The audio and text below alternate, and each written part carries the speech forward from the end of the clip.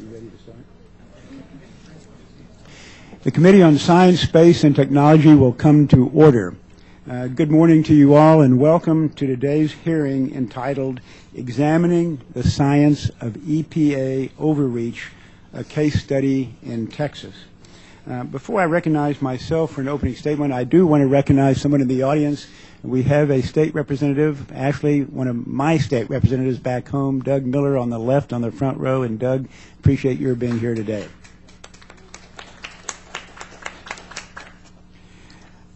I'll recognize myself for an opening statement.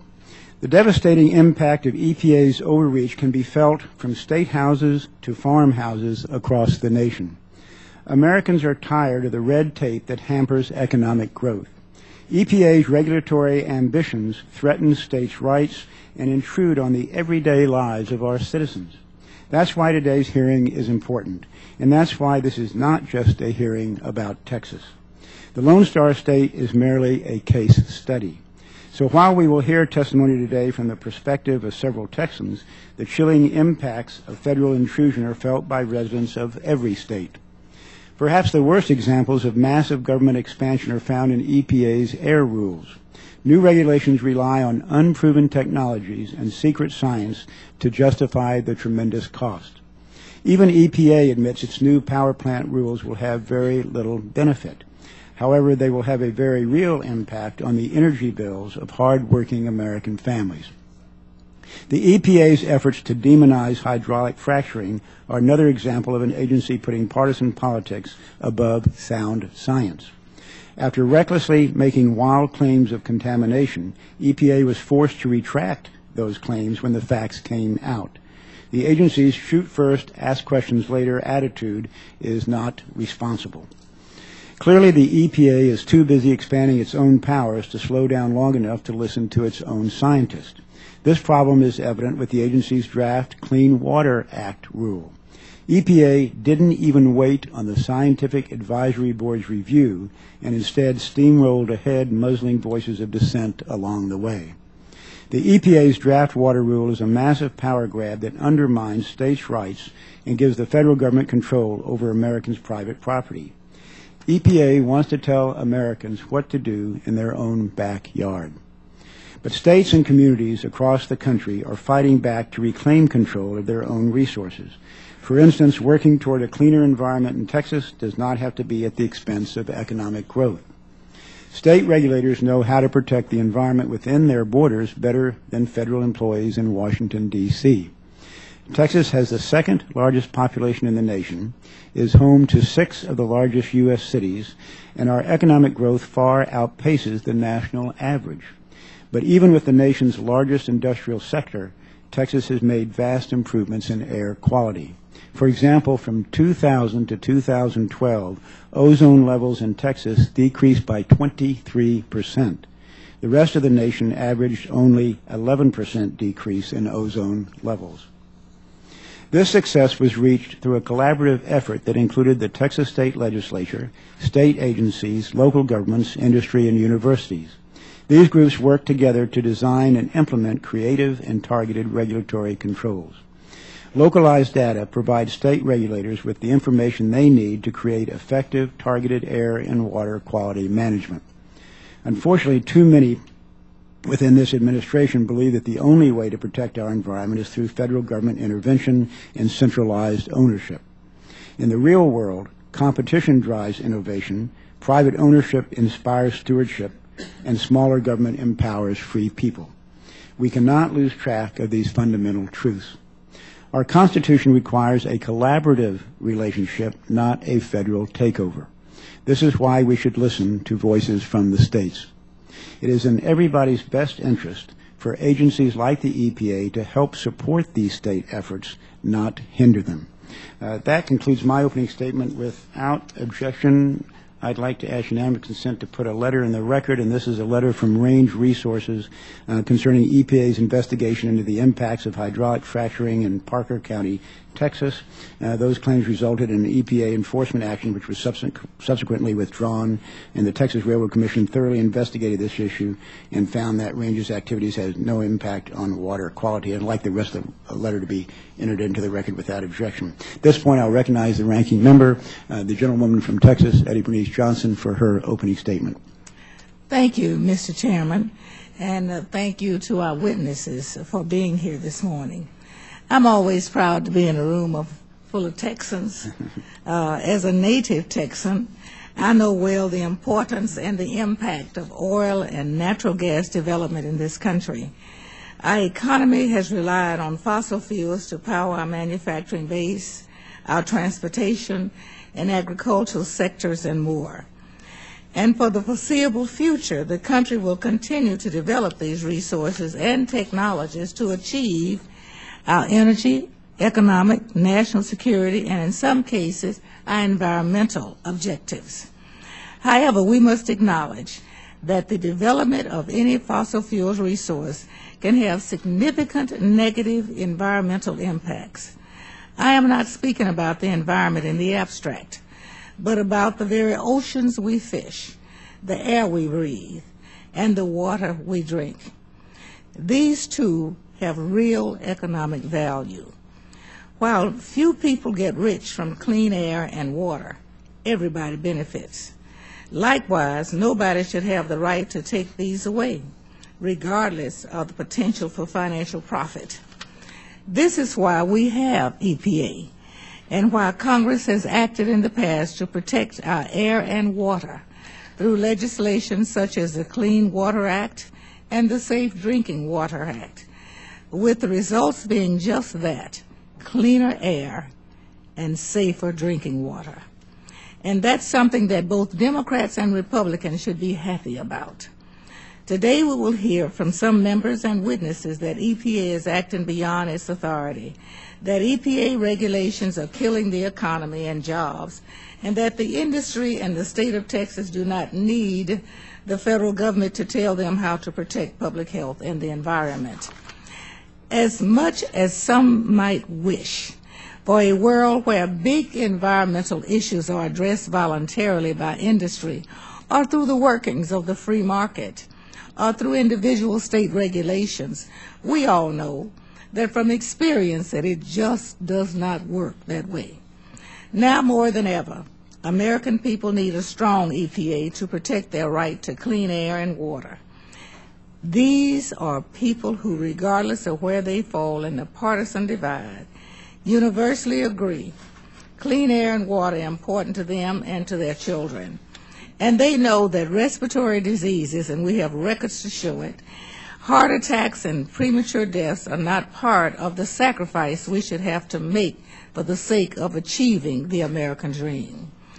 Mr. Chairman, I've received a number of letters from Texans expressing their concern about the air and water in their communities and their hope that EPA and the state will do more. And I ask that these letters be made a part of the record. Without objection. Let me be clear. I firmly believe that we have both a strong economy and a safe and healthy environment. In fact, there's much more evidence showing jobs are created and economy expands following the passage of major environmental reforms. For example, between 1970 and 2011, air pollution dropped 68%, while the nation's gross domestic product grew by 212%, and the number of private sector jobs increased by 88%. As someone who worked in public health before I entered politics, I can think of no mission of the federal government that is more important or noble than EPA's mission to protect human health and the environment. I'm hopeful that Congress will get past this misguided and disingenuous war on the dedicated scientists and public servants of the EPA, and that we can come together to advance our economy and a cleaner environment and a healthier public. Thank you, Mr. Chairman. I yield back. Thank you, Ms. Johnson. At this point, I'll introduce our witnesses today. Our first witness is the Honorable Brian Shaw, Chairman of the Texas Commission on Environmental Quality. Dr. Shaw was appointed to the TCEQ by Governor Rick Perry in 2007 and was appointed chairman in 2009. Dr. Shaw previously served as a member of the U.S. Environmental Protection Agency Science Advisory Board, Committee on Integrated Nitrogen, the Environmental Engineering Committee, and the Ad Hoc Panel for Review of EPA's Risk and Technology Review Assessment Plan. Dr. Shaw received his bachelor's and master's degrees in agricultural engineering from Texas A&M and a PhD in agricultural engineering from the University of Illinois. Our next witness is the Honorable David Porter, Commissioner of the Railroad Commission of Texas. Commissioner Porter was appointed by Governor Perry as the official representative of Texas on the Interstate Oil and Gas Compact Commission and on the Interstate Mining Compact Commission. Before taking office, Commissioner Porter built a successful small business around his CPA practice. He earned his bachelor's degree in accounting from Harding University. Our third witness today is Dr. Kenneth Diersky, President of the Texas Farm Bureau. Mr. Diersky first served on the Tom Green County Farm Bureau Board in 1975 and was elected president. He became state director for Texas District 6 in 1996. He later became vice president of Texas Farm Bureau in December 2000 and president in 2002. Dr. Diersky is a fourth-generation farmer who raises cotton and milo.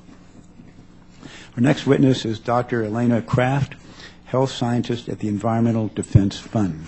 Dr. Kraft has worked on toxic air issues, focusing specifically on reducing toxic air chemicals and greenhouse gas emissions from the energy and transportation sectors. Her efforts have led to the creation of clean truck programs in Houston and other ports around the Southeast. Dr. Kraft was appointed to serve a 2-year term on EPA's Environmental Justice Technical Review Panel. Dr. Kraft received her bachelor's degree from the University of North Carolina, her master's in toxicology from North Carolina State University, and her PhD from Duke University. Our final witness today is Dr. Bernard Weinstein, Associate Director of the McGuire Energy Institute for the Cox School of Business at Southern Methodist University. Dr. Weinstein was previously the director of the Center for Economic Development and Research at the University of North Texas, where he is now an emeritus professor of applied economics. Dr. Weinstein has authored or co-authored numerous books, monographs, and articles on economic development, energy security, public policy, and taxation. He has also previously served as Director of Federal Affairs for the Southern Growth Policies Board and Chairman of the Texas Economic Policy Advisory Council. He received both his master's degree and his PhD from Columbia University. We welcome you all and appreciate your time and your testimony, and Dr. Shaw, we'll begin with you. Good morning. Thank you, Chairman Smith. Thank you, Ranking Member Johnson and members, for the opportunity to be here today. I've spoken on many occasions about the overreach that we've perceived in Texas from EPA with regard to environmental regulations, including the flexible permits program, which we have implemented in Texas to help us to achieve environmental goals, greenhouse gas, as well as the cross-state air pollution rule. I want to talk today a bit about some of the challenges that we face from the standpoint of communications and how poor communications have exacerbated the challenges that we've had with regard to EPA overreach and specifically failure to follow the cooperative federalism that seems to make sense and that we in Texas believe leads to the best environmental results while protecting the economy and those who are least able to afford high cost of energy and other goods and services. It is clear, I think, at this point that most people agree, and certainly the courts have, that EPA actions with regard to Texas flexible permits program were an overreach of the federal authority. We had numerous attempts to reach out to EPA and to try to explain that indeed our program met the federal requirements. I think the lack of desire by EPA to engage with us in that is best captured by a statement made largely by Dr. Armendariz when he pointed out that EPA didn't want nor like a flexible permits program, even though we had illustrated that that program met the federal requirements. That led to numerous hours and failure of opportunity to achieve even greater environmental benefit because we were basically defending a program that was put in place to help us to achieve our environmental goals. Apparently, the courts agreed with the state's assessment that indeed that was an overreach. They struck down the EPA's determination to disapprove the flex permits program, and in fact, in a rather scathing comment, indicated that EPA even wanted to dictate the Senate structure of the state's program. This failed communication and overreach from EPA resulted obviously in lots of loss and cost that took our eye off the ball of being able to achieve greater environmental benefit. With regard to the cross-state air pollution rule, among other concerns, EPA failed to allow for adequate notice and comment. Our request for opportunity to meet with EPA to be able to explain and identify issues that were of importance in that rulemaking were denied, and what that led to, amongst other things, was that EPA made changes to the rule after publication, which was based on the assumption, the faulty assumption, that Texas had about 90,000 megawatts of electric generating capacity, when in fact we had only 72,000. Had the courts, the D.C. Circuit Court, not struck down that rule, that would have led to a great threat to electric reliability in the state of Texas. And so fortunately that was struck down, although it is being appealed to the Supreme Court at this point. Again, failed communications exacerbated the impact of this federal overreach.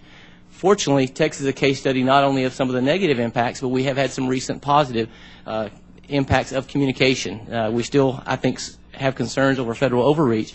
But whenever Ron Curry was named as the regional administrator for EPA, I immediately reached out to him, and he was very receptive, and we've agreed and have had regular communications since. I believe that those regular communications have led to some progress. In fact, yesterday, EPA signed off, last Wednesday, EPA signed off on approving the flexible permits program, which, while it may be a small victory in that we clearly, as the courts have shown, we're in order in keeping with federal requirements, it is at least shows that demonstrates that we can cooperate and work together. Furthermore, yesterday, Ron Curry informed me that he signed off a process that was going to help to expedite transfer of greenhouse gas permitting authority to the state of Texas, so that while we're waiting for appeals to go before the Supreme Court on greenhouse gases, we can move forward with trying to expedite greenhouse gas permitting in the state of Texas, which will increase our ability to continue to meet the needs of a growing population, both from electrical generation and jobs and economic development. So we need, moving forward, to have even greater cooperative federalism in practice. Good communication and state flexibility are paramount as EPA develops rules and regulations associated not only with regulating new sources of greenhouse gases, but also as they're considering how to deal with existing sources. I'm concerned that we do need indeed to have great involvement, because EPA's actions with regard to new sources, whereby a rule that they indicated would have no impact because there would be no coal-fired power plants built, they made the extraordinary determination that carbon capture and sequestration is demonstrated technology, even though there are no projects where it's been demonstrated. The only projects under development are those that have received extreme federal support. And so I think that there's great concern that EPA is getting the camel's nose under the tent with that rule, and that we need to see how they're planning to move forward with regulating existing sources. Thank you for the opportunity to present, and I'm happy to answer questions at the time that's appropriate. Thank you. Thank you, Dr. Shaw. Mr. Porter. Hello, I'm David Porter, Texas Railroad Commissioner.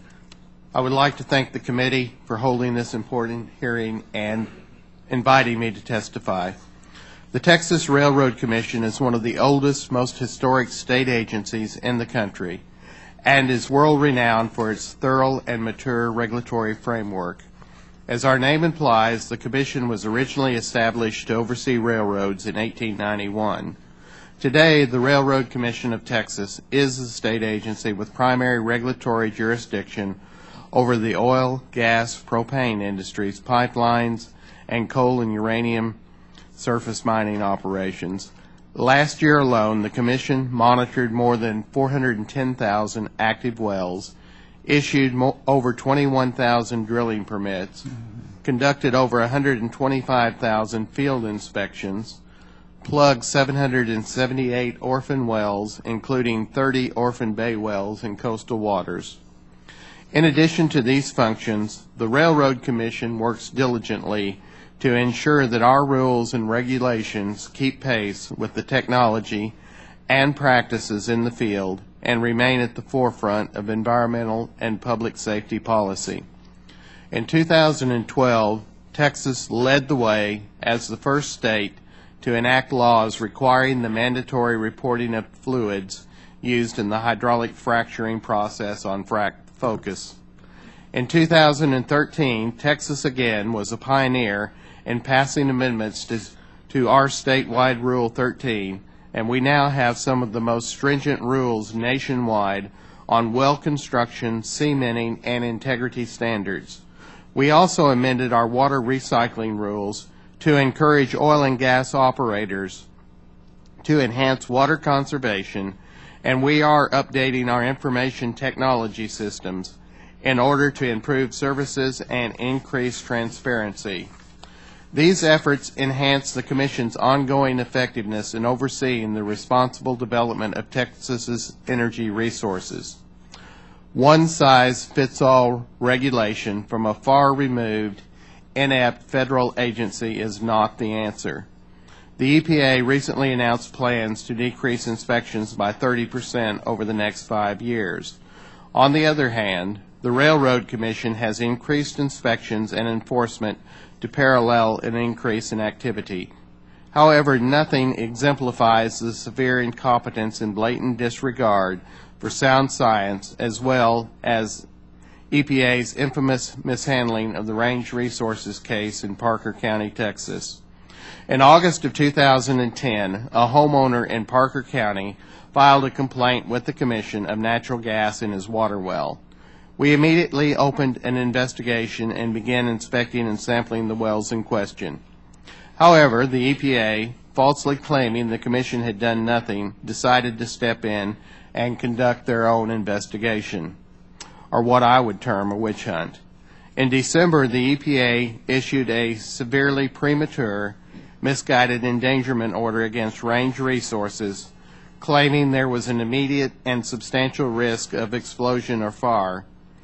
However, the Railroad Commission determined unequivocally that the gas found in the Parker County water wells came from the shallow Strawn gas field and was not the result of activities conducted by Range Resources. Moreover, the facts and records indicated virtually zero potential for any fire or explosion. Finally, in March of 2012, the EPA withdrew the endangerment order and dropped the lawsuit against Range Resources. Consequently, Armendariz resigned and is now working for the Sierra Club. The EPA conducted the investigation they wanted in order to get the results they wanted, and used this complaint to grab national media attention and further their environmental agenda.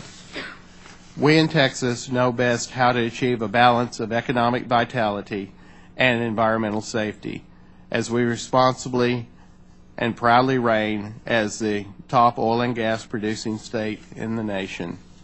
Thank you very much, and be glad to answer any questions at the appropriate time. Thank you, Mr. Porter. Mr. Diersky. Mr. Chairman, I'm Kenneth Diersky, and I'm president of the Texas Farm Bureau and a cotton farmer from Tom Green County. And I thank you for the promotion to doctor, but it's Mr. Diersky. In full disclosure, I'm a former constituent of Chairman Lamar Smith under a previous composition of District 21. I appreciate the opportunity to appear before the committee. We thank the Chairman and members of it for the important role you perform overseeing the EPA regulatory activities. Effective environmental policies balance scientific, economic, social, and environmental outcomes. Such policies create opportunity for farmers to improve net farm income, enhance the nation's economic opportunities, and preserve property rights while enabling farmers and ranchers to produce an abundant and affordable supply of food, fiber, and energy. Farmers and ranchers, like Americans in all walks of life, support sound environmental policy. We believe such policies depend on sound science, just as productivity of American agriculture is dependent on sound science to feed and clothe the nation. Sound science, not politicalized science, must be the foundation of the nation's environmental policy. We appreciate the oversight role of the committee, and we support your efforts to ensure that sound science is used in the regulatory process. Texas farmers and ranchers are increasingly concerned about the intrusion into their daily operations by the Environmental Protection Agency and its proposed rulemaking process in the expansion of the Clean Water Act regulatory authority. The reputation of the Environmental Protection Agency among farmers and ranchers may be at its lowest ebb in history. We believe there is a good reason. In September of 2013, the EPA and the U.S. Army Corps of Engineers sent a draft proposed rule defining the waters they intend to regulate under the Clean Water Act to the Office of Management and Budget for interagency review. We believe the draft rule fails to comply with important regulatory safeguards and is based on a scientific report that has not had sufficient peer review. It is troubling that EPA's scientific report implies that because nearly all water is in some way connected, EPA's authority under the CWA is virtually limitless. Thus, the report currently being reviewed by the Science Advisory Board disguises what is nothing more than a policy preference as a claim that is justified by science and the law. The impact of this broad interpretation, if rolled into federal regulation, will mean more permits, additional permit requirements, and government environmental study scrutiny of the things we do in agriculture, and the threat of additional litigation against farmers and ranchers. CWA jurisdiction also triggers other federal requirements, such as enforcement under the Endangered Species Act, National Environmental Policy Act, and the National Historic Preservation Act. This draft proposal by itself has created much outrage in farm country toward the EPA. The Clean Water Act was enacted in 1972, limited federal jurisdiction to navigable waters of the United States. Congress at that time explicitly left a role for state regulation of certain waters by stating, "It is the policy of the Congress to recognize, preserve, and protect the primary responsibilities and rights of states to protect, reduce, and eliminate pollution." In 2001 and 2006, the U.S. Supreme Court reaffirmed those limits on federal authority. It appears that the EPA now seeks to extend this authority beyond the limits approved by Congress and reaffirmed by the U.S. Supreme Court. The Supreme Court decision reaffirmed that the term navigable waters in the CWA does not extend to all waters. It is important to note that shortly after those court decisions, legislation was introduced to overturn them. Despite aggressive legislative lobbying campaigns, bills in both House and the Senate failed to even reach a floor vote. That happened primarily for two reasons. First, leaders from both parties continue to strongly support the structure and goals of the CWA and do not want to see the EPA intrude on traditional state prerogatives relating to land use planning and economic growth. Second, the legislation would have allowed EPA to use the CWA to regulate activities even on dry land and even when those activities are not connected to interstate commerce. Such an overreach goes well beyond anything contemplated by the framers of the 1972 law. We are also troubled that the EPA seems to routinely ignore the requirement of the SBA panels be fairly balanced. The agency routinely selects scientists who are EPA grantees to serve on SBA panels, and the EPA grantees are by definition financially dependent on EPA and couldn't possibly serve as independent advisory panels. According to the Congressional Research Service, nearly 60% of the members of EPA's chartered SBA panels have received EPA research grants that total nearly $140 million taxpayer dollars. On the other hand, private sector expertise on SBA panels is typically minimal, in many cases entirely excluded, despite statutory requirements that membership be fairly balanced in terms of the point of views represented. It is also evident that SBA panel members are not afraid to take strong policy preferences on issues in which they are being asked to provide impartial scientific reviews. Mr. Chairman, we applaud your efforts to ensure an open, transparent, and fair scientific SBA investigation process, and we appreciate your efforts to get EPA to answer these and other important scientific questions. And I will be happy to ask any questions this time. Thank you. Thank you, Mr. Diersky. Dr. Kraft. Chairman Smith, Ranking Member Johnson, and members of the committee, it's an honor to have the opportunity to testify today about the scientific justification of environmental protections in the state of Texas. Thank you. My name is Alina Craft. I serve as a health scientist with Environmental Defense Fund, a national nonpartisan, nonprofit, science-based environmental organization. I earned my graduate degrees in North Carolina and got to Texas as quickly as I could.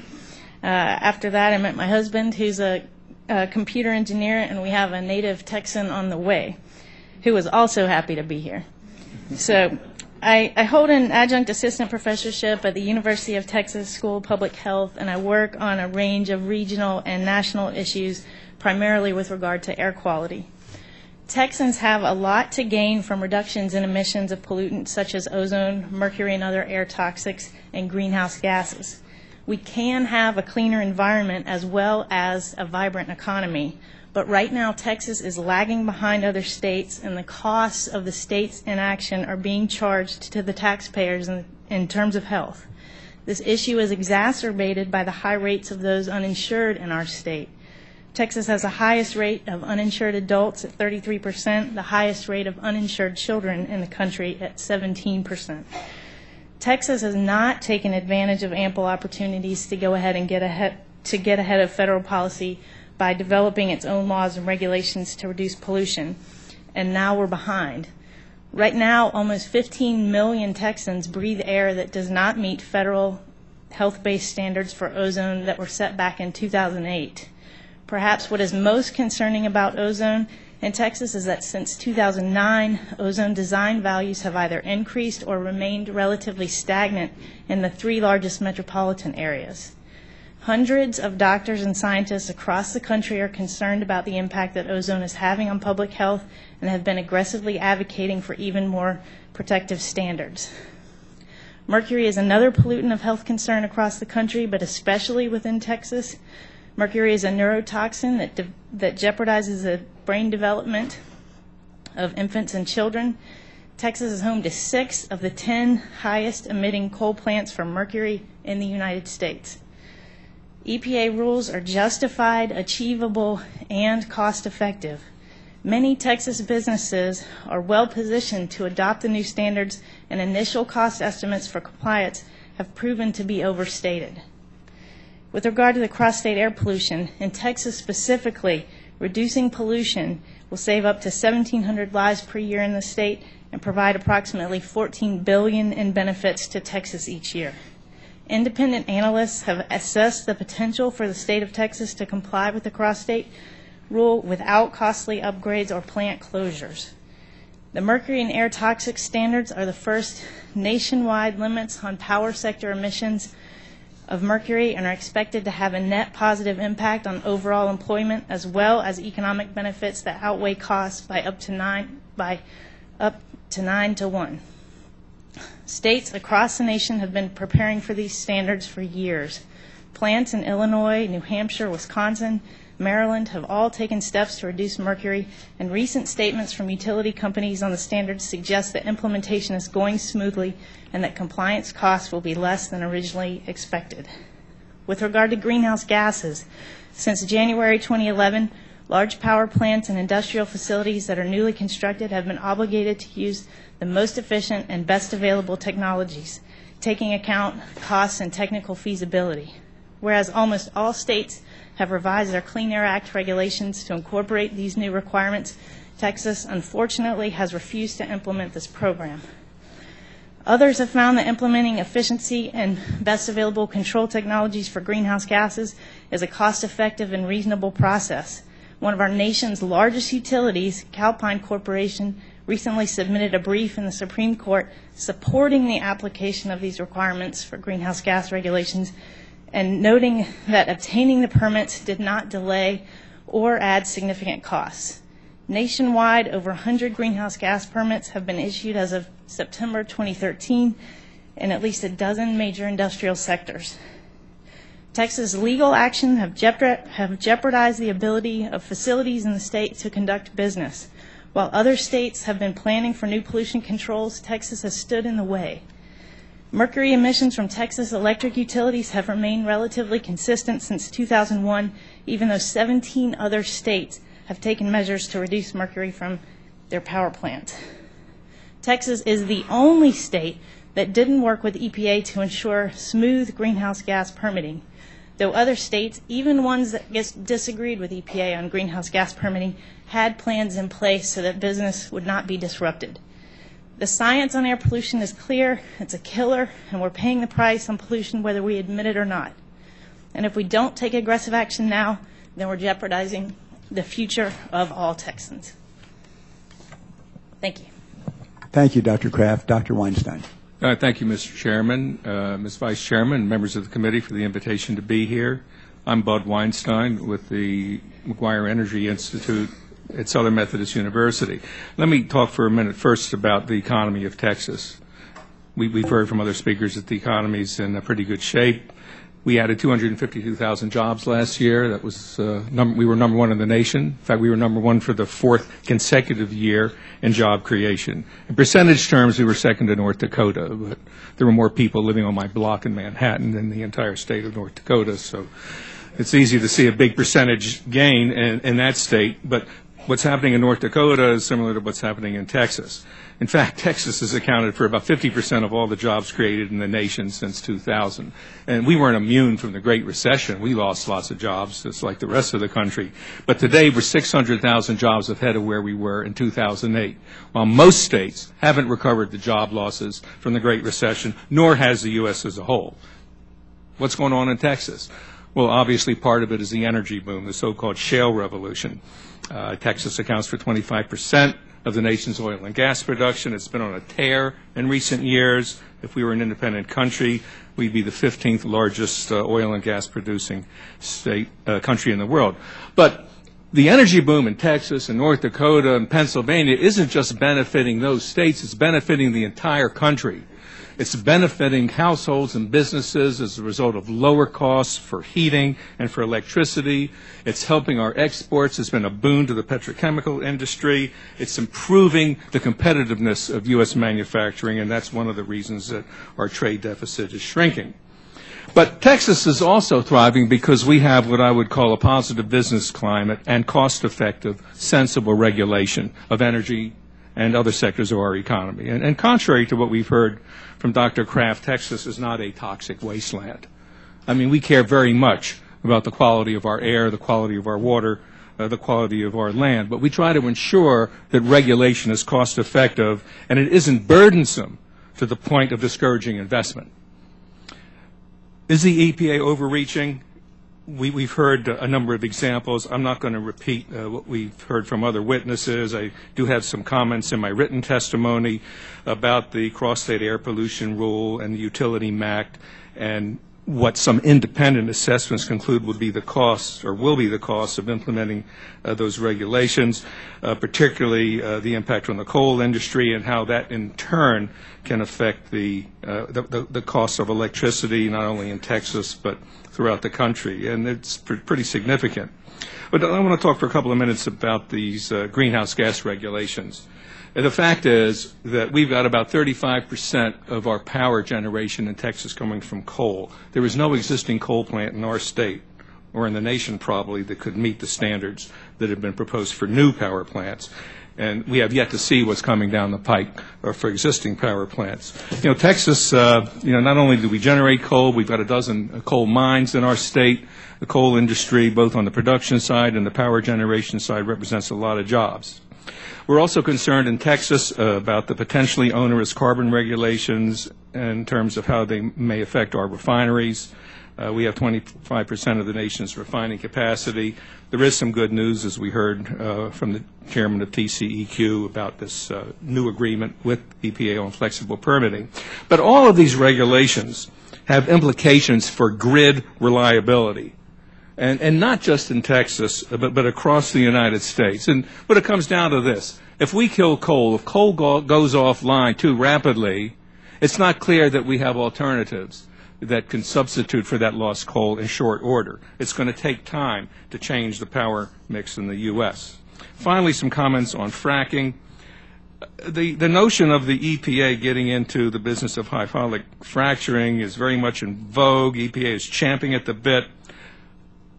I like to liken it to a party to which the EPA wasn't invited and isn't needed. And I say that because EPA oversight of hydraulic fracturing is just going to be another overlay that's going to push up the costs of regulation and could stymie the shale revolution. And furthermore, not all shales are created equally. I mean, if we have one national standard, that's going to cause all kinds of problems because the Eagle Ford in Texas is different from the Marcellus in Pennsylvania. So why have another layer of regulatory oversight when there is absolutely no evidence that Texas and other states are doing a poor job of overseeing hydraulic fracturing? And we need to keep in mind that regulation is not cost-free. I did a study for the Joint Economic Committee 30 years ago on the cost of regulation. And that study that study really laid the groundwork for a lot of the regulatory reform we saw in the 1980s and 90s. And one of the things we found in that study is that you got to be real careful when you do cost-benefit analysis, and that's particularly true of the EPA. And I think it's fair to say that the EPA hasn't been especially transparent. Just to give you one example, EPA is assuming a cost of carbon of $30 a ton. Do you know what carbon is trading for in Europe? $5 a ton. So that's just one example of the EPA's assumptions maybe being out of whack with reality.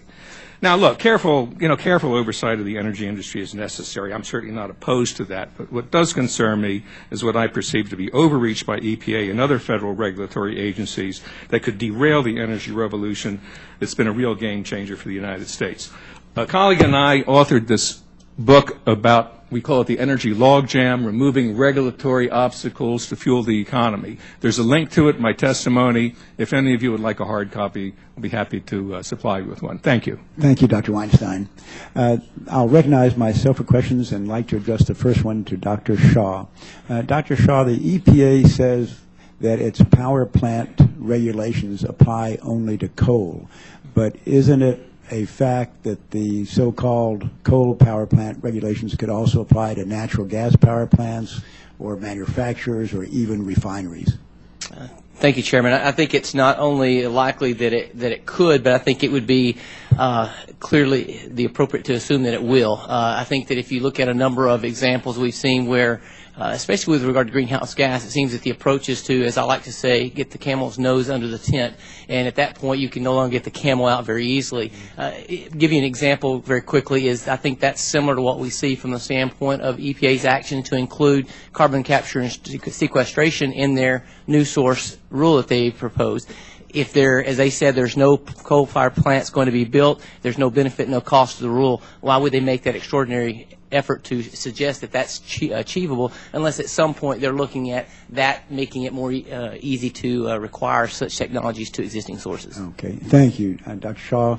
Mr. Porter, in regard to fracking, particularly fracking at Eagle Ford in South Texas, what is the Railroad Commission doing to protect the groundwater from being contaminated?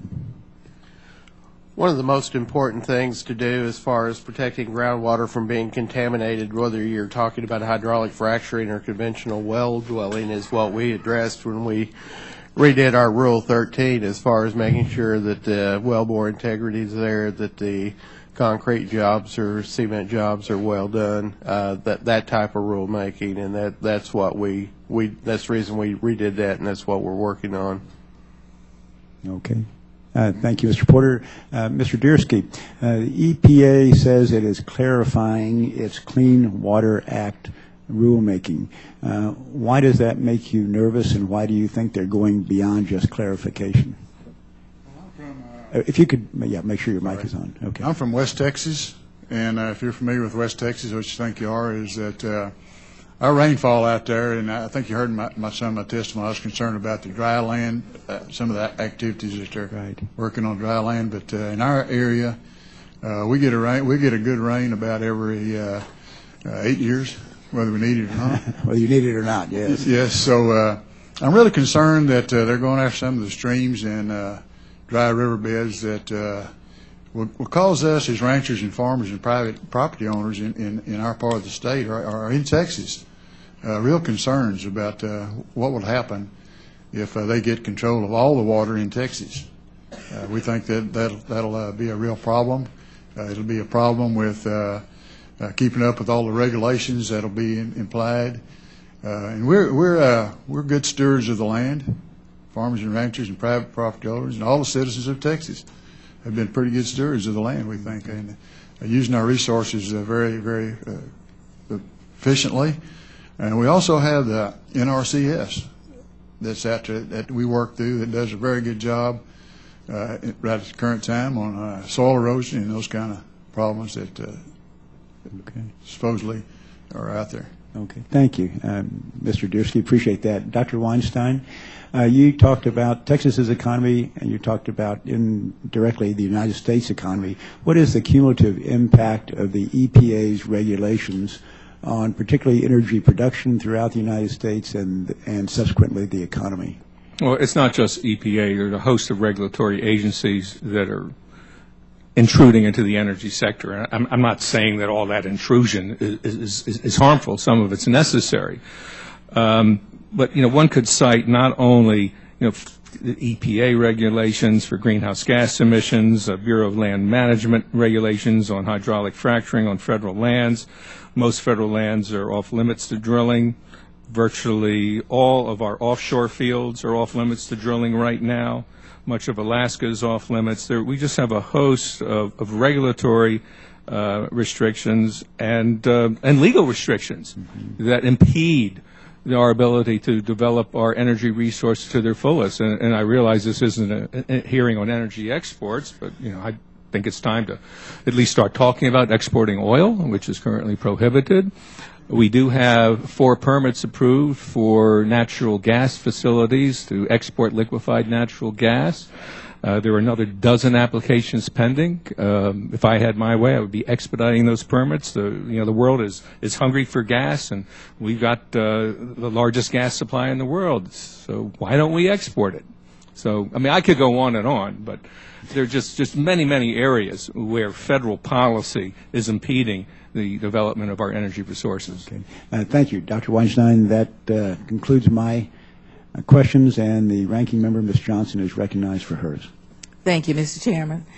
Dr. Kraft, in your testimony, you state that an estimated 6.5 million people in the Dallas-Fort Worth area are breathing air that does not meet the federal health standards for ozone. You also indicate that due to concerns over high levels of ozone, the Dallas Medical Association petitioned the Texas Commission on Environmental Quality to reduce pollution from three coal-fired power plants that contribute to high ozone level in Dallas. Is the current EPA ozone standard adequate to protect public health, or can you tell us more about the health effects from exposure to ozone? Yes, thank you. So currently the EPA ozone standard is not adequate to protect public health, has been mentioned and supported by hundreds of scientists and doctors around the country. I want to be clear about one specific item. EPA is not trying to set some de minimis risk level where we won't have any exposure effects from ozone. The estimate and the slope factor for the risk is in the range where we see exposures right now. And what that means is that because we're in the range where the risk is occurring, EPA is simply trying to reduce that risk by lowering the standard. The degree to which that standard is lowered is informed by volumes of evidence ranging from mechanistic studies, epidemiological studies, and human exposure studies. We're not getting rid of all of the risk just because we happen to lower the standard. With regard to the health implications of ozone, ozone at concentrations below the current standard is linked to impaired breathing and increased use of medicine for children with asthma, and to increased visits to hospitals and emergency rooms for lung diseases. We also know that ozone is linked to cardiovascular effects and premature death, as well as new research linking ozone to low birth weight in newborns. I wanted to just clarify one point, too, that was made by Chairman Shaw regarding the flexible permits. The flexible permits issue was not something that came up recently. That issue has been going on for 2 decades, back when Ann Richards was governor of Texas. And so, I'm really happy to hear that the state is working well with EPA. The fact is that most of the facilities that had flexible permits, which was around 140 facilities in the state, had already transitioned out of those permits. So just a quick point of clarification there. Thank you. Industry groups in states complain that the background ozone levels are a major obstacle for communities in meeting current ozone standards. Has the EPA created any flexibility in its compliance for programs for states with these challenges? So EPA's newest review, which was released, earlier this week, does use advances in modeling techniques to estimate contributions of different sources of ozone in the atmosphere. What we know is that it doesn't matter where the ozone comes from. The health effect is there. And so when EPA sets the standard by law, it must base that decision solely on what it takes to protect public health with an adequate margin of safety. In other words, the only legitimate concern is the impact on human health. So thank you very much. Thank you. It is critical that we begin to take steps towards curbing our carbon emissions to address climate change, and I support the EPA's pursuit of scientifically based greenhouse gas rules that will spur a new generation of clean electricity generating facilities and curb harmful carbon emissions at some of our nation's oldest coal and natural gas fired plants.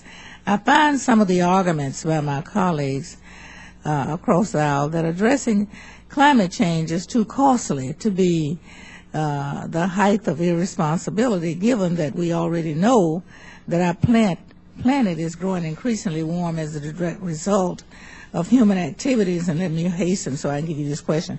What are the environmental and public health risks if unchecked carbon pollution at coal and natural gas plants is allowed to continue? Dr. Kraft. Thank you. So in September of 2013, the Intergovernmental Panel on Climate Change report was released with 7 key findings. It's virtually certain that the planet has warmed since the mid-20th century. Scientists are 95% certain that humans are the principal cause. Further warming is imminent, and short-term records do not reflect long-term climate trends. The surface could warm anywhere from 2.7 to 7.2 degrees. The melting pace of land ice is accelerating in the Arctic and Antarctica. The IPCC's estimates of temperature and sea level rise are conservative, and weather extremes are expected to change from human influence.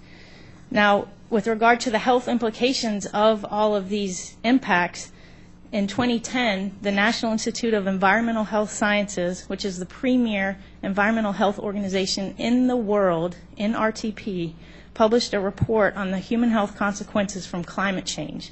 The report found 11 human health impacts as a result of climate change, including increases in asthma, respiratory allergies, and airway diseases, increases in cancer, increases in cardiovascular disease and stroke, increases in foodborne diseases and nutrition, increases in heat-related morbidity and mortality, human developmental effects, mental health and stress-related disorders, neurological diseases and disorders, vector-borne and zoonotic diseases, waterborne diseases, and weather-related morbidity and mortality. Thank you. My time has expired. Thank you. Thank you, Ms. Johnson. The Chairman Emeritus, the gentleman from Texas, Mr. Hall, is recognized for his questions. Thank you, Mr. Chairman, and I thank you for holding this important committee and hearing, and thanks the witnesses, at least most of them, for their testimony. And ahead of this hearing, though, the committee received a letter from the Texas Association of Business. You know, that's a bipartisan organization representing thousands of Texas companies and small businesses. The letter outlines a variety of concerns with the scientific basis of many EPA regulations, pointing out that, quote, many of these actions are not based on valid scientific evidence, unquote. The association further argues that EPA regulations that increase energy costs and reduce employment force individuals to make economic choices that could negatively impact their health and welfare. Mr. Chairman, this letter has been shared with the minority, and I'd ask unanimous consent that it be placed in the record. Without objection. And, Mr. Chairman, I'll go ahead with my questions, if I might. Our committee has played a very important role, I think, in providing effective oversight of the EPA for several years. And I was here when we wrote the Clean Air Act and the Clean Water Acts, and I'm embarrassed that we gave the EPA, we built them into some role of authority, because I thought even the energy people that I support day in and day out needed some oversight, and they also needed some help from our government. And it's just the state of Texas is a case study of the EPA's overreach. And I appreciate the expert witnesses who are appearing here today, and thank you for your testimony. We've had several hearings that have focused on the faulty science behind EPA's proposed regulations under the Clean Air Act, and other hearings at the EPA's faulty conclusions about the safety of hydraulic fracturing. Today we've heard testimony from Mr. Dursky, President of the Texas Farm Bureau, concerning a draft proposed rule by the EPA and the U.S. Army Corps of Engineers that would expand the EPA's regulatory authority under the Clean Water Act, a proposal that would have very serious implications for our nation's farmers and ranchers. Mr. Dursky, you stated in your testimony that you believe, quote, the draft rule fails to comply with important regulatory safeguards and is based on a scientific report that had not been sufficient peer review. Would you like to elaborate on that, on the regulatory safeguards that have been ignored and the lack of sufficient peer review? A lot of them have testified here. I was chairman of this committee for 2 years, and on occasion from the EPA, I would want to remind them that they were under oath. And of course, you all are under oath when you come here. And sometimes I think they've stretched the importance of, or lack of, a scientific background that they testified to. I think that's a dangerous thing for them to be doing. Would you like to give me an answer on my question? I can't remember that. We have questions also about the SBA and their appointees, about whether they're acting in response to some of the things they're supposed to be doing. But the biggest concern we have is that the EPA doesn't support maybe some of the recommendations of the SAB. Mr. Dursky, you also noted that it's troubling that EPA's report implies that because nearly all water is in some way connected, EPA's authority under the Clean Water Act is virtually limitless. Can you want to describe the term play locks and their existence in the South Plains of Texas, and describe farming practices in and around such? I'll try that. Mr. Nagelbauer, Congressman Nagelbauer, probably knows more about Playla Lakes than I do, but historically they're... you're under oath, and I can't get him under oath. You can't get him? Maybe you should try that sometime. Okay. Anyway, it's my knowledge that Playla Lakes were, once upon a time, were buffalo when they were roaming the plains. I remember that. You remember that well? Well, I was chasing those buffaloes also. But when the buffaloes came to watering holes, and they stood there, and that's kind of where those developed, and they're mostly south of Lubbock and on the South Plains, and they have no connections to each other. So when you talk about navigable waters, I don't know how you can have a Playa Lake considered to where one will be going into the one, be overflowing into the other. I've never seen that in my lifetime, but it could possibly happen. But anyway, that's my explanation of the Playa Lakes. Well, my time's almost up, but let me just close in asking you, what would be the impact of an EPA determination that creeks and streams on your place are, quote, navigable waters, unquote? You've got time to answer me.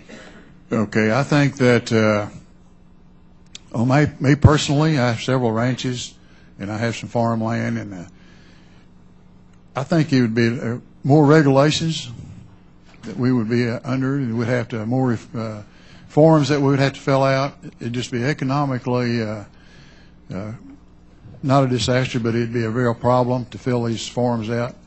I've gone into the NRSC to talk about some water quality issues, and when you go in there and start talking about dry stream beds where they may not run for 15 or 20 years, they're wanting us to put fences around them to keep livestock out of them and those kind of things. So it'd be a lot of more expense.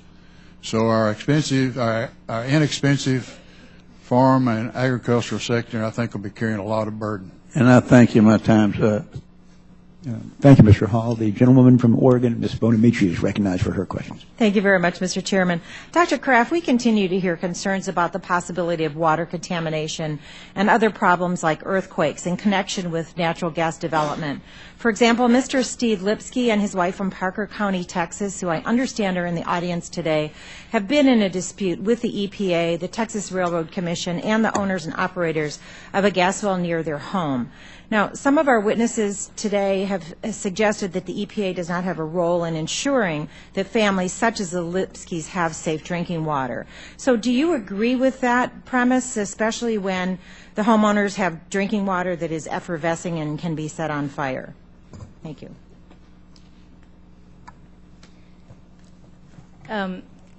Thank you.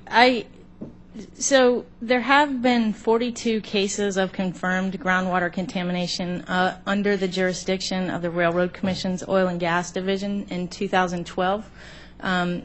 Whether they were related to fracking or other elements of the drilling process have not necessarily been determined, but I think it speaks to the fact that groundwater contamination is an issue with regard to drilling, and we do need to have some interaction between the states and the federal government to ensure that groundwater is protected.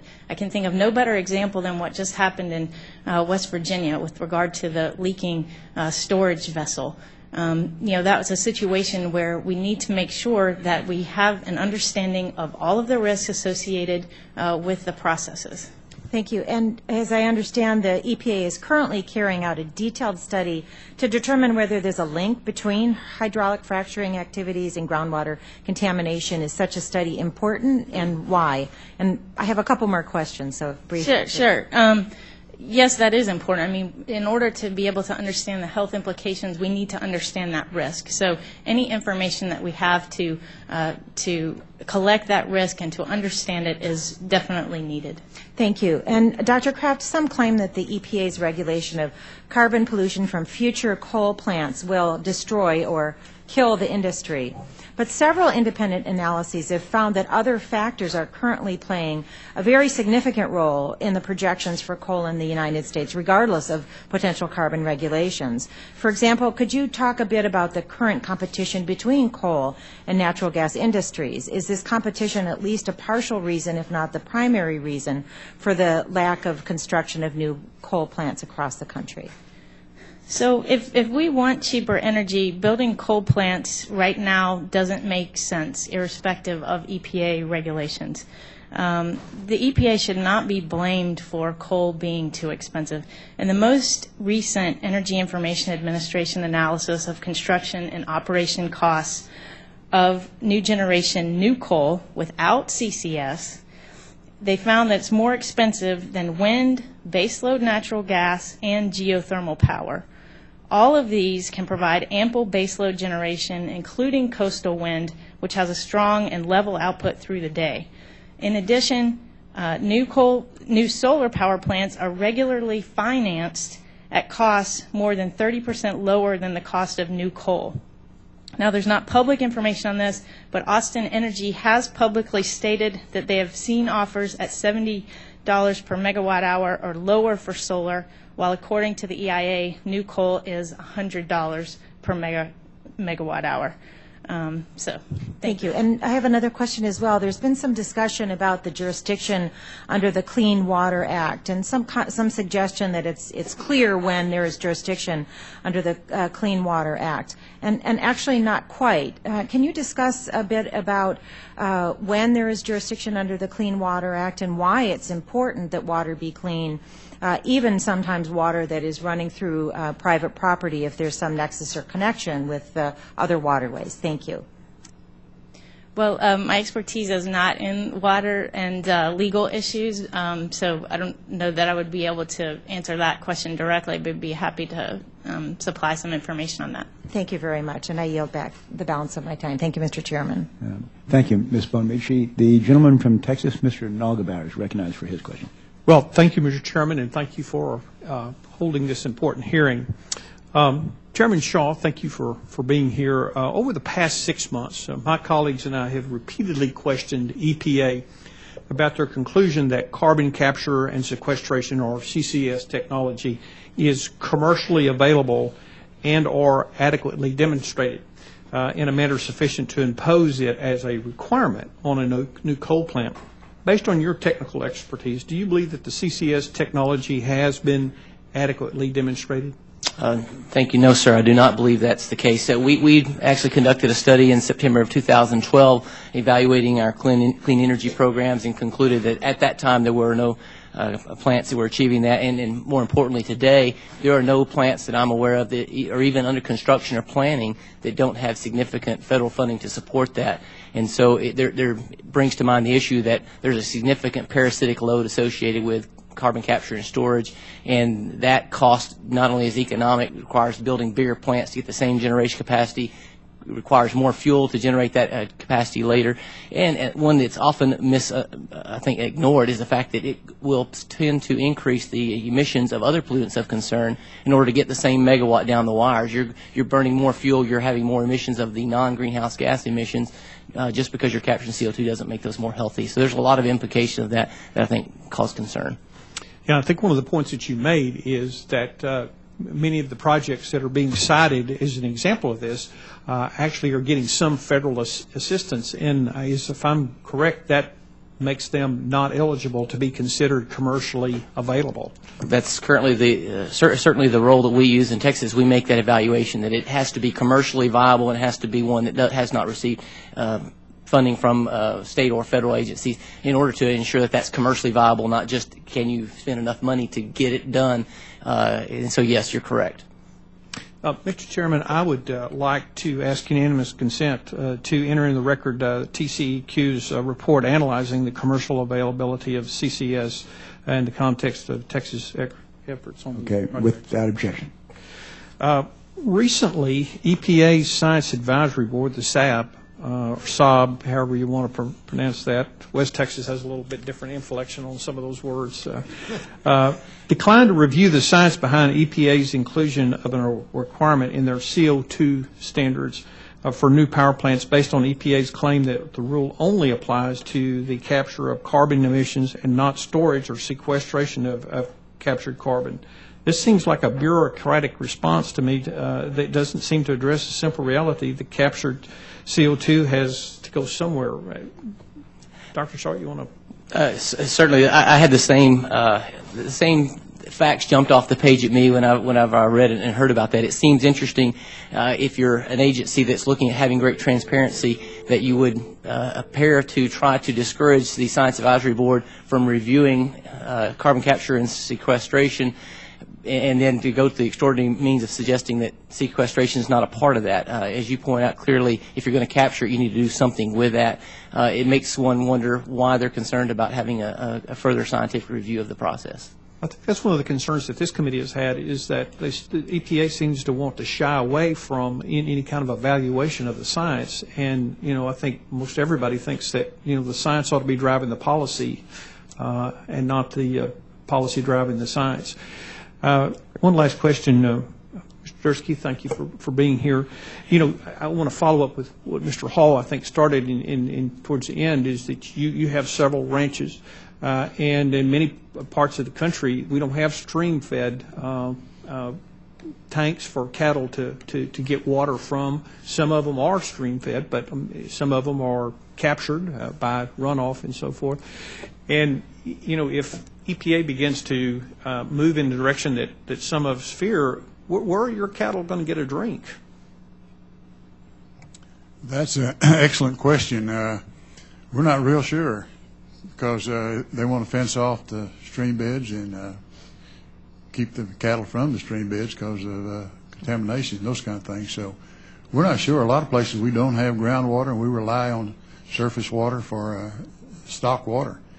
And it'll probably, once again, we'll either have to get out of the business or we'll be with a very big expense of hauling water from somewhere. We'll have to purchase water and haul it to them, which will increase the price of beef at the supermarket.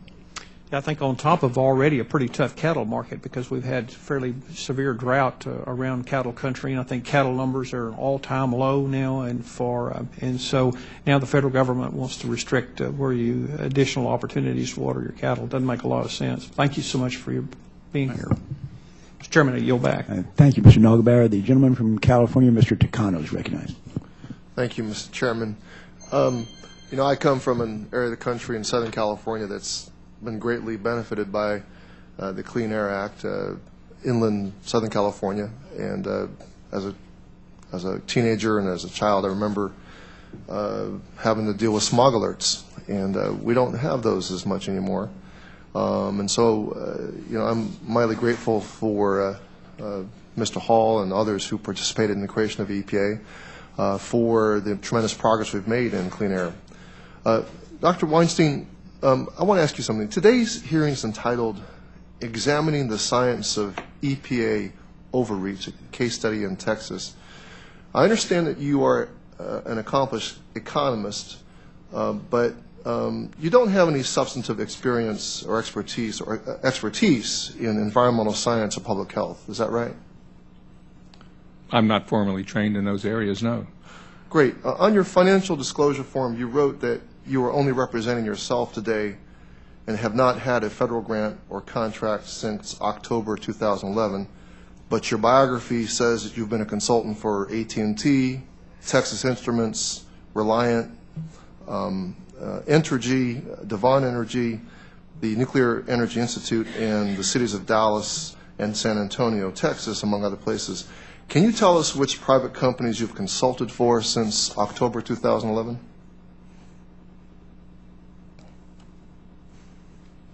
I haven't consulted with any private companies since then. I am on the board of a bank. Okay.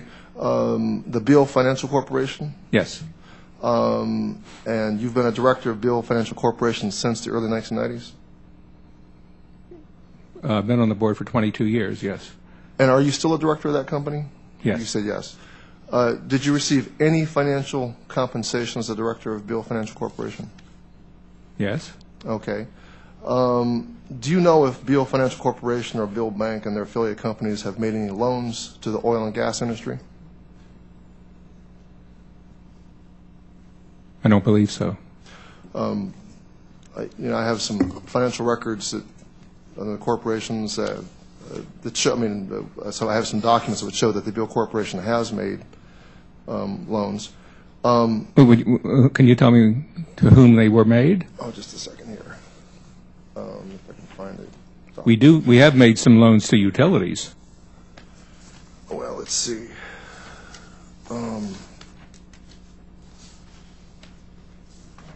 If you bear with me for a moment, if you have it for me. We see Merchant Power Plant, a $336 million, $700,000 term loan. Odessa Power, $280 million. Merchant Power Plant, $215 million. Allegheny Energy, Greenburg, Pennsylvania, $185 million. I could go on, but... Well, as I said, we have made loans to the power generation industry. You asked me if we'd made any loans to the oil and gas industry, and not to my knowledge. Okay, well, fair enough. But don't you think that on your form that you submitted to the committee, you said that you're only representing yourself? And, yes. And that you had, well, I just think having this information that your business connections would have been... It's all on my resume. I answered the questions on the form honestly. I understand, but I still feel that this disclosure, would have been helpful for members of the committee and the public to understand how your testimony might be colored by. I think you're implying that my testimony is somehow colored by the fact that the bank on whose board I sit has made loans to the power generating sector. I'm not on the loan committee. I oversee the general operations of the bank, but frankly, I resent the implication that somehow my testimony has been colored by the fact that the bank on whose board I sit has been making loans to the power generation industry. Well, nevertheless, the title of this hearing is Examining the Science of EPA, and you clearly don't have a background in public health or environmental science, but you do have a background in I have a background in economic science, yes. Yeah. All right, thank you. Schweikert. I yield back to Mr. Chairman. Okay. Thank you, Mr. Takano. The gentleman from Arizona, Mr. Schweikert, is recognized for his question. Thank you, Mr. Chairman. Though, it's interesting to sit on a hearing where all you Easterners, okay, that's funny, Arizona, never mind. And I actually wanted to, there's a handful of different questions I wanted to sort of try to run, and it's the joy of having only 5 minutes. On the panel, who would be most comfortable with navigable waters of the U.S. In a background question? Anyone want to take a run? I can take a stab at it. Okay. You understand some of the rule promulgations, some of the mechanics out there right now. Very succinctly, how broad are some of the operational definitions moving right now? Some of the definitions that are being considered are extremely broad, including prairie potholes, sloughs, things that those playa lakes, any body of water, I think would be potentially included in some of the most broad definitions. In some of the meetings, seminars, briefs you've read, areas that have not actually had consistent water running through them for decades and decades and decades. Right, correct. Even in some cases where water might traverse through a pipeline has been considered, which no physical connection except for a man-made connection has been bandied about in some of those discussions as well. Okay. Mr. Chairman, the reason for this particular question is I represent the Phoenix area. We had the Salt River that literally was a seasonal flow. It literally has not flowed for 100 years. And we've actually now put parks and recreation, and we've actually cleaned up some brownfields, and I mean, we've been very diligent. And it seems about every 10 years we go through this battle of, well, someone once went down a raft on it 100 years ago during a flood, so therefore it might fall into the definition of. And what's horribly frustrating about this is often it's a barrier to good conduct, good community efforts to clean up and do things, and now we're fearful of other layers of bureaucracy. So I don't know if that sort of fits into some of the narratives you've heard out there.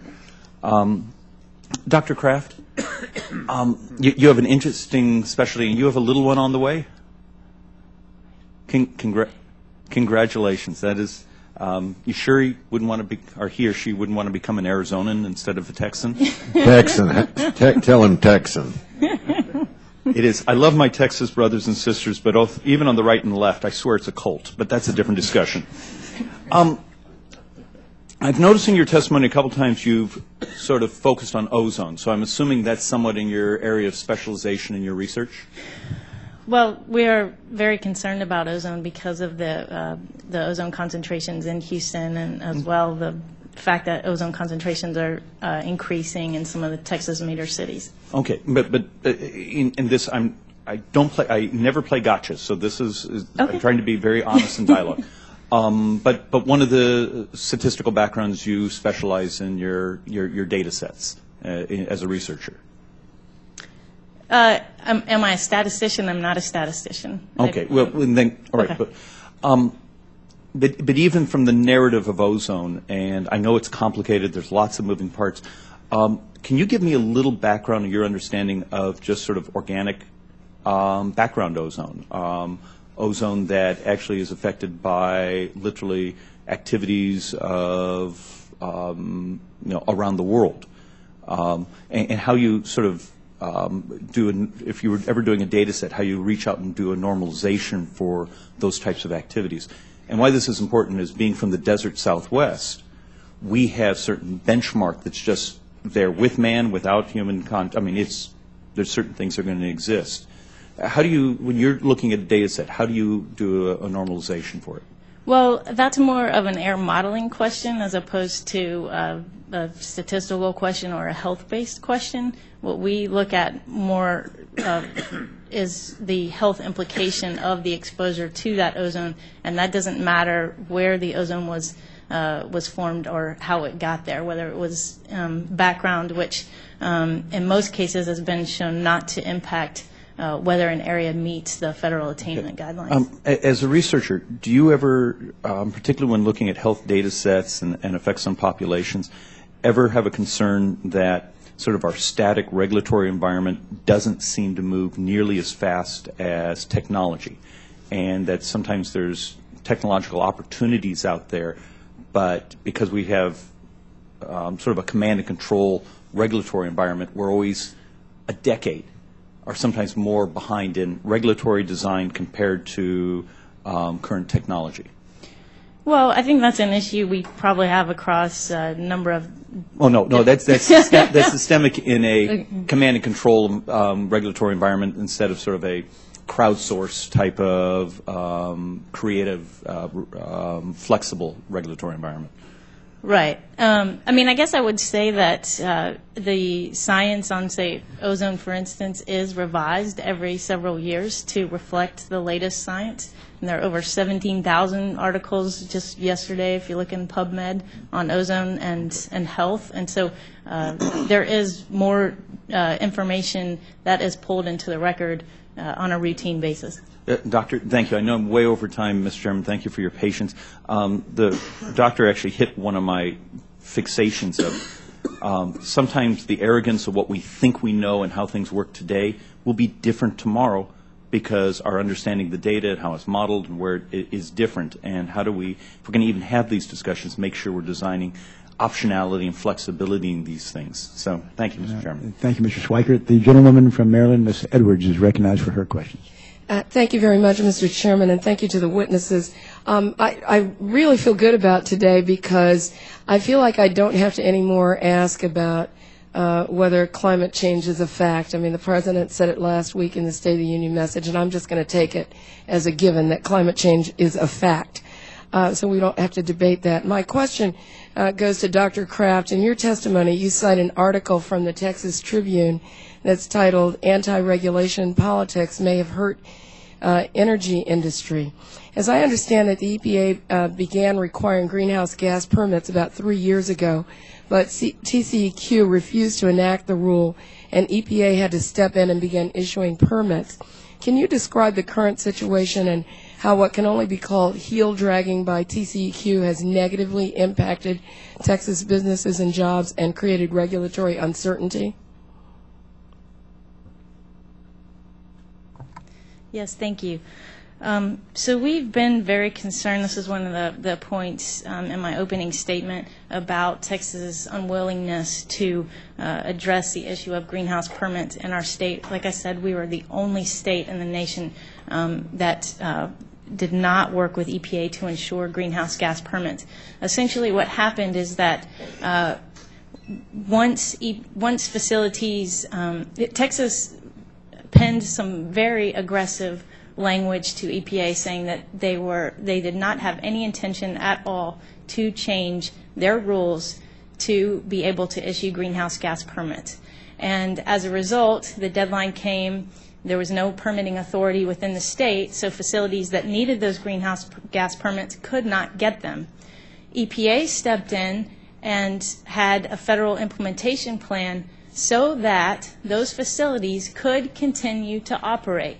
This is a situation where, had EPA not stepped in, businesses would not have had a permitting authority by which to obtain permits to operate in the state. So Texas's refusal to actually issue the permits could have caused havoc within the industry sector had EPA not stepped in. Well, exactly, and it did cause havoc within the business sector. It resulted in essentially a dual permitting authority situation in the state, whereby facilities had to go to EPA for their greenhouse gas permits, and then they had to go to the TCEQ for their air permits.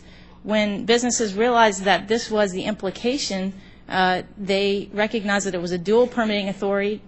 It was very onerous to do that. And the Texas Pipeline Association, which I think is mentioned in the article, they said that more than 50 planned projects since early 2011 have been significantly delayed by the Texas permitting process, putting 48,000 jobs at risk. What's happened is TCEQ has recognized that they need to be the permitting authority for greenhouse gases, and they are now in the process of trying to transition to be to issue those permits instead of EPA. But like I said, it's caused a dual permitting authority situation, and it's bad for business in Texas. Thank you very much. I mean, it really is clear to me. I mean, there are other states that actually went about the implementation because it's the law and the regulations. TCEQ decided not to do that and has wreaked havoc in the industry, perhaps cost jobs and cost to the industry because of a dual permitting process that actually is far more onerous. So I appreciate your sharing that. I have one other question for you, and it's actually related to just regulating. We've heard in some of the testimony that companies shouldn't have to disclose the names of chemicals contained in fracking fluids, and a question around transparency. Can you just talk for a minute about what it means for example, the 300,000 people in Virginia who were left without usable water to drink, cook, or bathe in, and it's still a problem there just last month because of failure to disclose those chemicals and how dangerous that is to public health? Sure.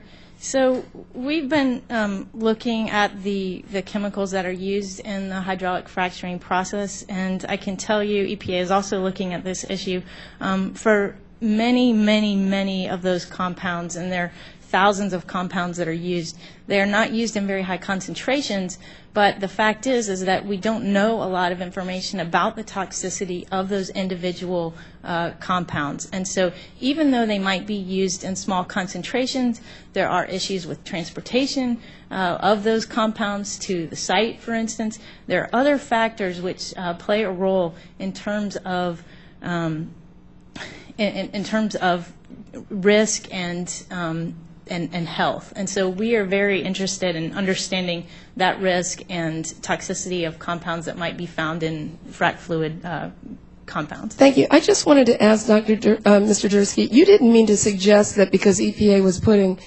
requiring fences to be put around places of water contamination that it would be better for Texas cattle to drink the contaminated water for the beef that we eat, right? They've been doing it for centuries, so I suppose they'll survive. The cattle will drink the stream water. Right, so you're okay with the cattle drinking the contaminated water and then us consuming the beef? You're okay with that? Yeah. As long as this science. All right. Science is. Thank you. Thank you, Ms. Edwards. The gentleman from Arizona, Mr. Schweikert, is recognized for unanimous consent request. Yeah, forgive me, Mr. Chairman, in my rush to ask a dozen different questions. I had a letter from the Water Advocacy Coalition I just wanted to put into the record. Okay, without objection, thank you. And the gentleman from Texas, Mr. Weber, is recognized for his questions. Thank you. Mr. Dursky, why don't y'all just put up signs that says don't drink the contaminated water? Okay.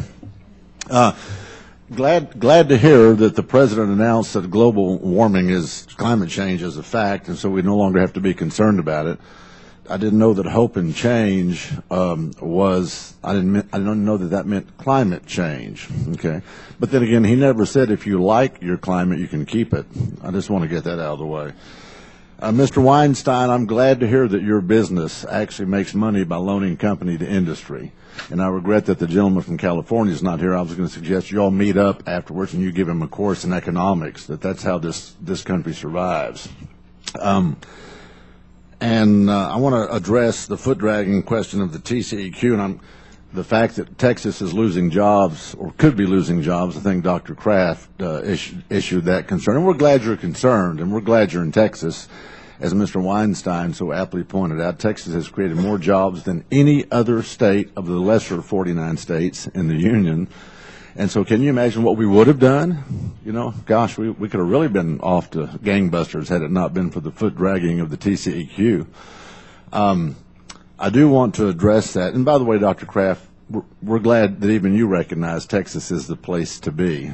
So are you glad? Yeah, I just wanted to comment that it wasn't my comment about the jobs. It was the Texas Pipeline Association. No, I got you. Clarification. Yeah, no, I got you. And there's a lot of them in Texas, and as you probably know, the pipeline industry has a 99.9% safety rating.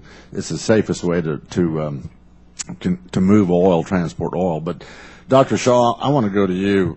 Foot dragging on the part of the TCEQ. Now, I was in the Texas legislature. I was on the Environmental Reg Committee. I watched it very closely.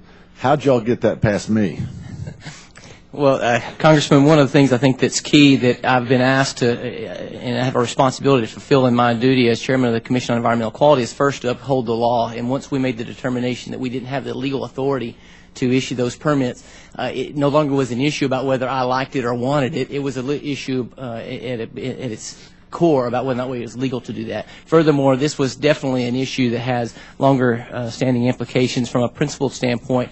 There were, imagine if you will, what regulations we'd be looking at from EPA at this point with regard to new and existing sources of CO2 had Texas and other states not questioned the deadline that EPA gave, about 2 months. We had to decide if we were going to comply with that. We might see even more burdensome and less science-based regulations had we not questioned and taken a stand. So we have a hearing before the Supreme Court in next month that also is on this issue, and perhaps at the end of the day things might look a little different. Well, I appreciate that. And Dr. Kraft, you're quite the Twitterer, it turns out. I think you've even mentioned in one of your tweets that Greg Abbott has been busy suing the federal government, our great Attorney General. Do you remember that? Personally, I have not tweeted in a long time. I do more blogging than I do tweeting, but right. I'm trying to get better about it. I've been able to find a couple of those, and I would submit what Dr. Shaw mentioned was that if our great Attorney General, soon to be governor, had not been busy suing the federal government and keeping them out of Texas, then Dr. Weinstein would not have been able to make the statement that Texas has been leading the way for creating jobs in this country. Well, I guess, my concern was really that it's not clear what the theory of victory was there. I mean, what would be the harm of going ahead and working with the EPA to establish the permit while you were challenging them? And just one comment about the Supreme Court case that's coming up. The Supreme Court case is not going to hear the argument about the endangerment. Let me cut you off. Which is that. Okay, I got you. I'm running out of time. Carbon capture and sequestration. I have the 3 coastal counties of Texas coming from Louisiana going the west and southwest. Valero has a plant in Port Arthur, carbon capture sequestration, the largest, I would say, arguably in the world. I'm sure it is in the United States. Are you aware of any of you on the panel aware that it was built with 66% federal dollars from the Department of Energy, from American Reinvestment Recovery Act? And so when you start talking about CCS, carbon capture, sequestration storage, double S there, it is not economically feasible. We had the CEO from Mississippi Power in to speak to the House Energy Action Team, where they have cost overruns because of CCS in the hundreds of millions of dollars. It is not duplicable, it is not efficient, it is not effective, and there's no way that we can say that it can be duplicated on a large scale. Are y'all aware of that? Apparently somebody's calling me and I've been on hold too long.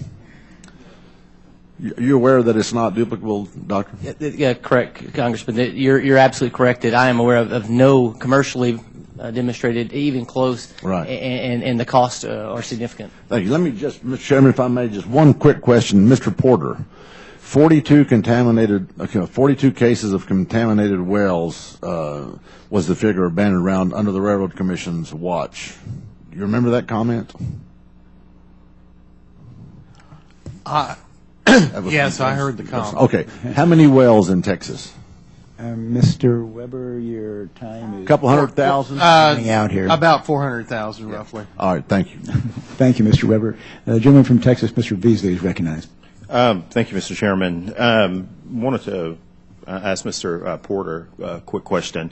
Oftentimes on this committee, or just when we're talking about these environmental issues in general, it often gets deduced down to very, black and white, very, simple style issues. But I wanted to specifically ask you about your hearing that you had on the earthquakes in Parker County not too long ago, and I believe in Azle. You had about 1,000 people show up to that meeting. And tell us just very quickly, people were very concerned about that. Is that right?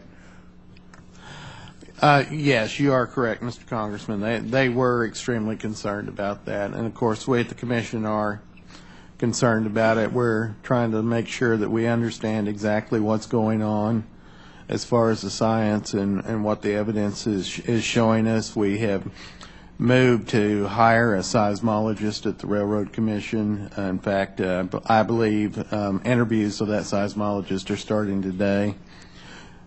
For that position, we're trying to gain a clear understanding of exactly what's happening and what kind of activity, if any, that we need to do at the Commission. When people are having problems with their homes, they're, of course, extremely concerned, as the folks in Azle were. Right. Well, I appreciate that. And the reason why I wanted to bring that up again is that, what it is oftentimes on this committee, it gets the argument gets very black and white, Republican versus Democrat type issues. But in Azle, that is a very, very, very conservative area. Probably one of the most conservative areas in the entire state, definitely in North Texas. And people there were concerned about the earthquakes, not just people that are liberals concerned about earthquakes. So the last time we had the issue on earthquakes, that was how the discussion ended up being deduced down to. And so I wanted to bring that up. Dr. Shaw, good to see you again from my days serving on the Environmental Regulation Committee with Mr. Weber. And want to talk with you about something that's come out lately, and that is the pro-business stance that's bad for Texas.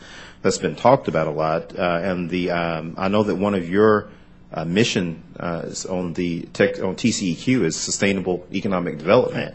But the failure of Texas to adopt the 2010 EPA rule has resulted in a backlog of about 80 permits waiting for approval at EPA. This has delayed construction of facilities in Texas ranging from natural gas power plants, natural gas compressors, chemical processing facilities, and has even resulted in a decline in drilling activity in the Barnett Shale in the area that I represent. Wouldn't it have been better for Texas to work with the EPA instead of making lawyers rich and going into these costly court battles?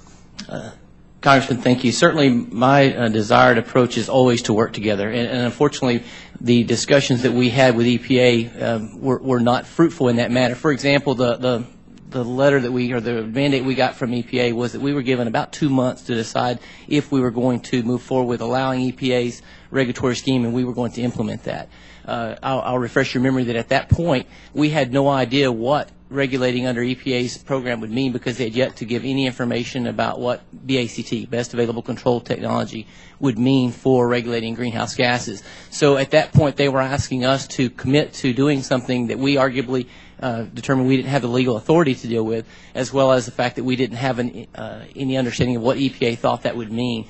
And so we felt that it was appropriate, certainly the legal aspect is enough, but that it made sense for us to continue to try to work with EPA to maintain an opportunity to ensure that regulations were not overly draconian. In long term, we're still not out of the woods yet. One of the things I'll remind you of is that EPA passed what's called the tailoring rule, and if you recall, the justification for that was the absurdity doctrine. Let me have that right. The absurd results doctrine, in that EPA wanted to avoid the absurd results of having the Clean Air Act applied as written to greenhouse gas regulations, because according to EPA's own number, that would result in literally, I think, 6 million additional permits across the U.S.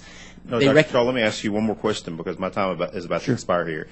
As someone that is concerned about sustaining economic development, which is part of the mission of your organization, a lawyer for the Texas Pipeline Association said that there's been a lot of flaring of associated gas, and that the delay in the permitting process has put about 48,000 jobs at risk in our state. Again, don't you think that it would have been better to work with the EPA and save these jobs, these 48,000 jobs? Because right now, all the jobs that we're creating in Texas, not all the jobs, but the majority of the jobs that we're creating in Texas are service-related jobs that pay a lot less than these 48,000 jobs would have paid in the oil and gas industry. Right. As I mentioned, one, we have the legal authority, and two, had we not taken the stand, I would contend that we would have even greater loss of jobs had we not taken a stand to force EPA to base their regulations in science and to have a more reasoned approach moving forward, because this is the tip of the iceberg. Right now, we're looking at,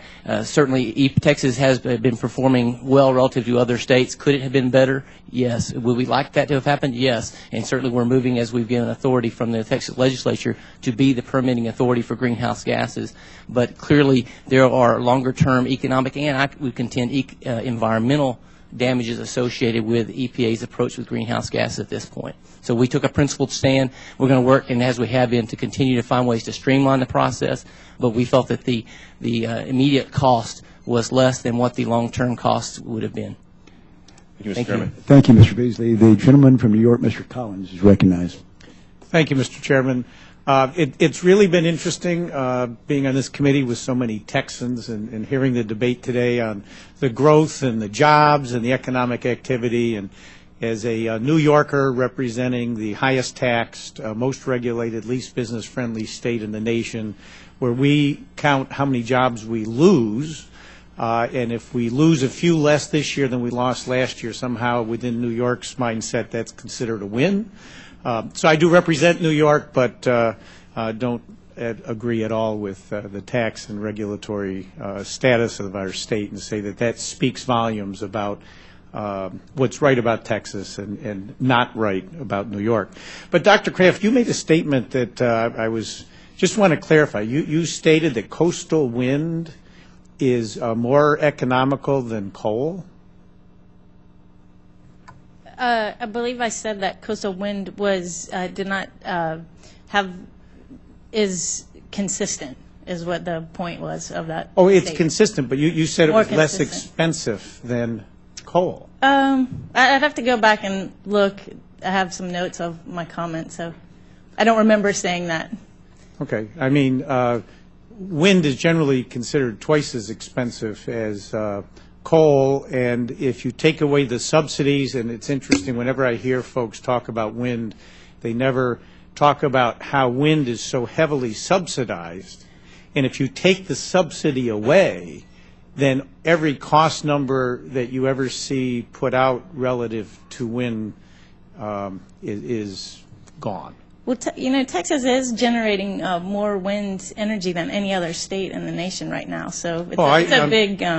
It is, and yeah. Because of the tax credits, the production tax credit, it's incentivized in a way that makes it more affordable than otherwise. So I would just suggest that, because I thought I heard you say that wind was more cost-effective than coal, and it's clearly not.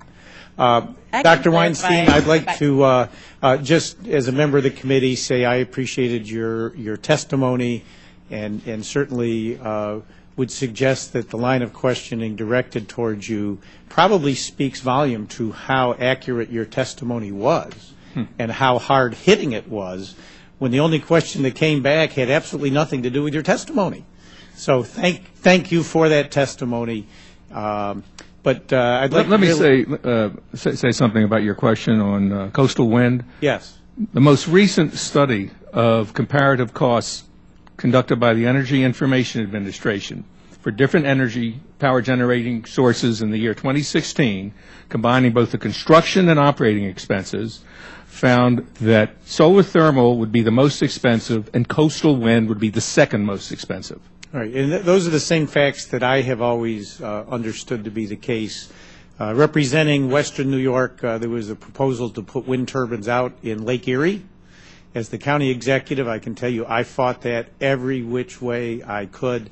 And when the numbers came out, it was all, to the extent it had any economic viability, it was all based on tax credits, not real costs. So in a day when our country is running deficits and debt, the last thing we should be doing is providing tax credits to an industry that is mature. So I just let that stand. Now, Mr. Diersky, I represent the most agricultural district in New York. It's about 90% of the economy of the 27th Congressional District, a lot of dairy, a lot of specialty crops and the like. And I can tell you my farmers will tell you the EPA is one of the biggest impediments they have to expanding their farms, and that every dollar they spend adhering to these EPA regulations, some of which are absolutely outlandish, especially when it comes to wetlands, is a dollar not invested in expanding their farms. And I just, in my closing moments, would like to hear your overview of farmers in Texas to see if they share some of those same concerns as our New York farmers. I think the Texas farmers and ranchers are private landowners also. We're getting a lot of fractured up ranches, a lot of ranchettes coming in. And they're also expressing their disappointment in having what all they have to do with involvement with EPA. So I'm trying to be as nice as I can. Well, my farmers aren't very nice. They just call it out right for what it is. Were it not for some of these overreaching EPA requirements, defining in some cases mud puddles as wetlands and worrying about runoff from their dairy farms into their own pond. They would be investing more money, growing their farms, producing more milk in the 27 congressional districts. They don't pull any punches whatsoever. Okay, I'll agree with you on that. Thank you all very much. I yield back, Mr. Chairman. Thank you, Mr. Collins. The gentleman from Georgia, Mr. Brown, is recognized. Thank you, Mr. Chairman. The Clean Air Act has traditionally been grounded in cooperative federalism, where the federal government and the states work together to enforce air regulations. However, it has been widely known that the EPA does the bidding of special interest groups by way of sue and settle agreements. The Sierra Club targeted 36 states whose air programs EPA had previously approved, forcing them to change their state implementation plans or, quote, face adverse EPA action, unquote. The Attorney General for my beloved state of Georgia, along with 11 other states, including Texas, have filed a Freedom of Information Act request for information on EPA settlements in 45 lawsuits brought by environmental groups. EPA denied it for being too broad and failing to, as they described, quote, adequately describe the record sought, unquote. On February 6 of 2013, the states filed a new request and a fee waiver regarding the CAA's regional haze program. Both were denied. After an appeal, the states filed a federal lawsuit. I would like to enter the record this release from the Georgia State's Attorney General Office that I understand was shared with the minority yesterday. Mr. Chairman. Without objection. Thank you, Mr. Chairman. Chairman Shaw, using some of EPA's recent regulatory decisions on the basis of your comments, how would you characterize the current relationship between the EPA and the states? It has been one where EPA has been less interested in having that cooperative federalism you talked about take place and more interested in taking efforts to have a one-size-fits-all, or as was quoted to me from some administrators of EPA, to level the playing field, suggesting that EPA should do more than set the criteria that we're trying to attain and then let the creativity of the state. So they're not working with y'all very much at all, okay?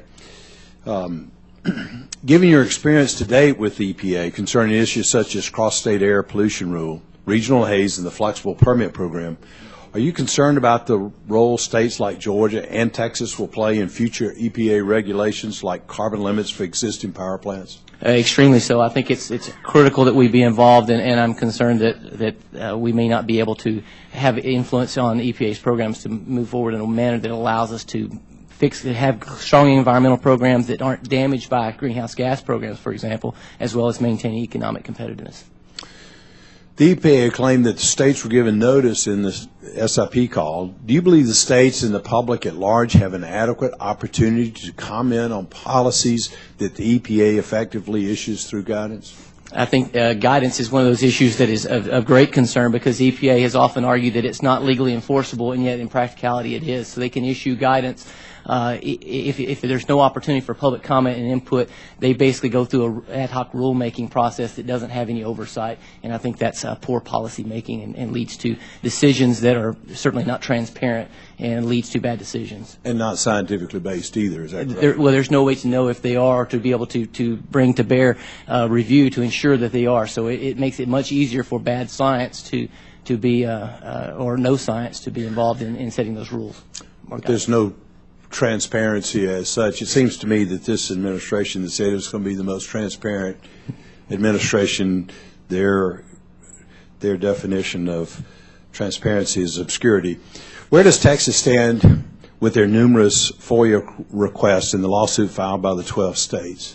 To my understanding, there's been no progress in getting access to those forms, or to that data, which is problematic, as sunshine and public ability to look at raw data and to look at data helps to lead to better decisions. Do you know how many FOIA requests have been granted to the Sierra Club? I do not, but it's more than have been granted to us. Well, it's my understanding that as of May of 2013, out of 15 requests from the Sierra Club, EPA has granted 11. And the states are trying to do their business and are not granted what these environmental groups are. And as partners, it certainly would be helpful for us, as we are partners with the federal government in this cooperative federalism. It would seem that we would be at the front end of the list of getting access to shared data so that we can have informed and cooperative decision making. Well, thank you, sir. I'm a physician. I'm a scientist. I'm an applied scientist. And I just want to enter the record that the idea of settled science is totally an unscientific philosophy. And we have seen a lot of people, particularly in this administration and my friends on the other side, continue talking about settled science, about not only human-induced global warming, but many other issues, and it's totally unscientific in that philosophy. There's never, should be, and never has been in the true scientific philosophy an idea about settled science. Thank you, Mr. Chairman. I yield back. Thank you, Mr. Brown. Let me thank our witnesses as well for your expert and much appreciated testimony today. I happen to think it's nice to have an all-Texas panel every now and then, and we certainly did benefit from your knowledge and your testimony. So, Mr. Chairman. The gentleman from Georgia. I want to thank you for having an all-Texas panel. I can understand all of them, and I hope they can understand all of me being from Georgia, too. So thank you, Mr. Chairman. Thank you, Mr. Brown, and we stand adjourned.